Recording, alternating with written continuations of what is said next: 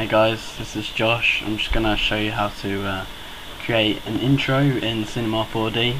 I'm not going to go into any of the After Effects or anything like that for this tutorial, but perhaps on another tutorial. Basically, just waiting for this to render up, but basically I've just got a basic scene of a plain sky floor, and then my logo, and then a backing for my logo. These materials aren't very nice materials, and just you know, it doesn't really matter, it's just for the tutorial. But basically that's my setup of the scene.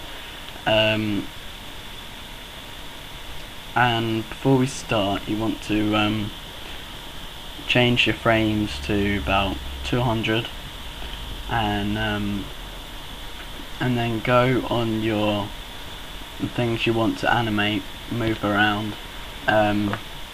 Like, these are the different parts of my logo, the different paths, so I'm gonna go to about 150 on all of them, and keyframe it.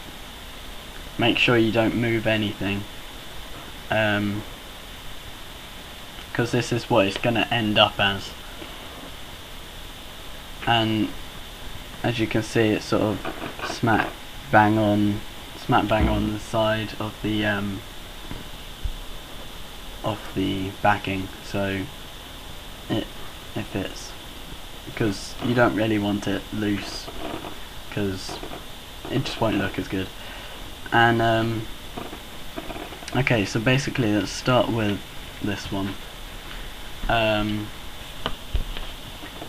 Let's move it out here. Basically you just want it off your screen for when you're zoomed in here, because this is what you'll be looking at.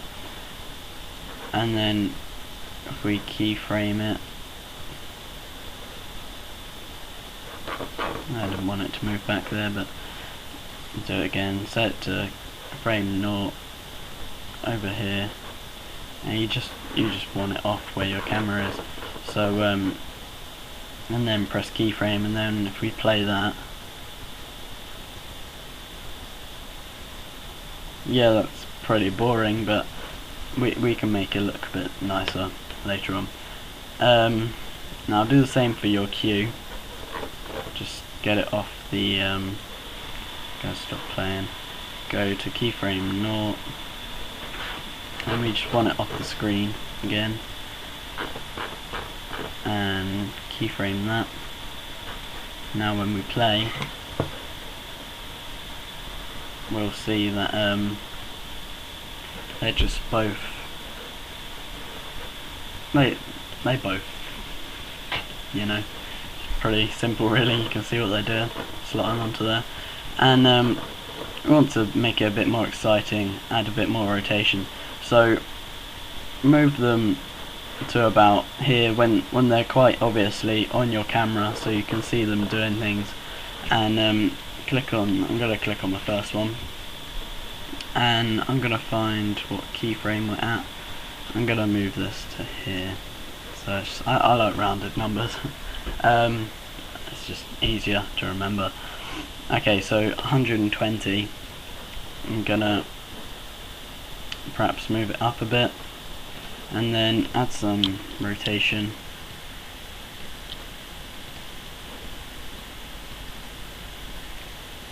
Okay, now keyframe. Now if we zoom in, we go to the start.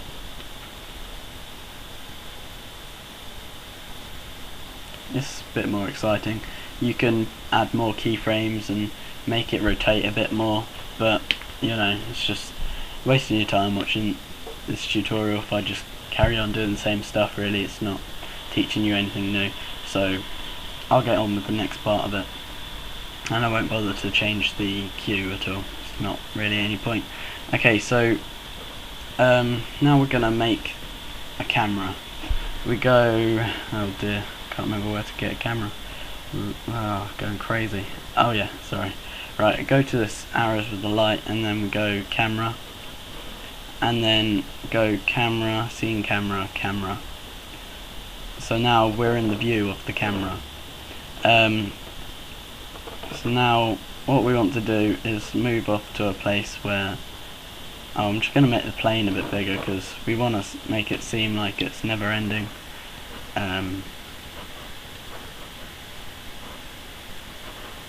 Okay, that was fine. Okay, I'm just gonna go like that, and then go to the start and keyframe at 0, and then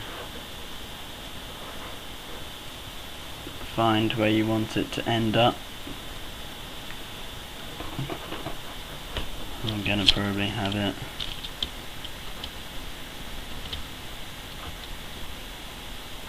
about there, and then go to your 200 frame and keyframe that. So now when we play, nothing happens. Brilliant.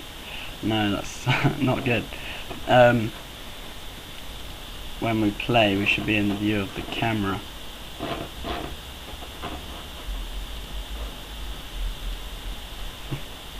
Great. Things always go wrong in tutorials, don't they?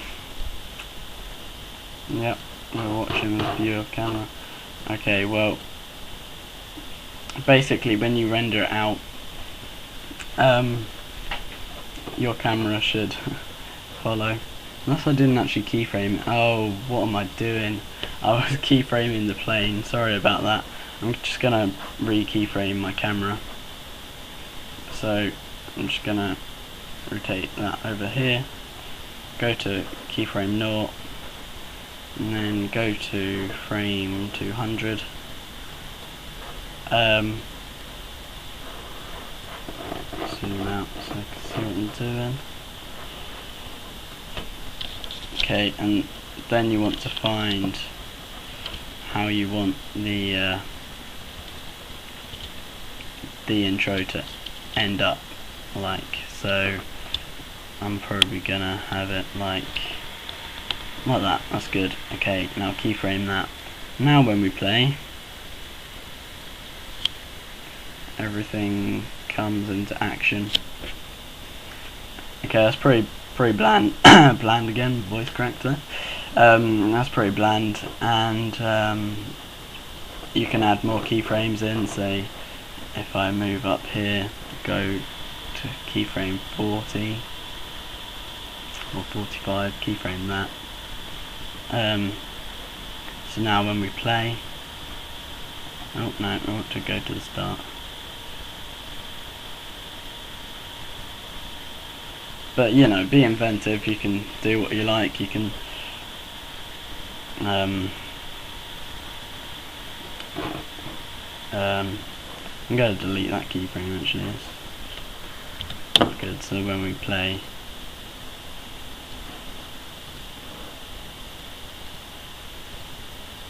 no, I didn't mean to delete the camera div. Right, delete. Select that keyframe, delete it. So then when we play, okay, and I'm going to add in another one here, and I'm going to rotate down like that or something. Okay, so now if we start,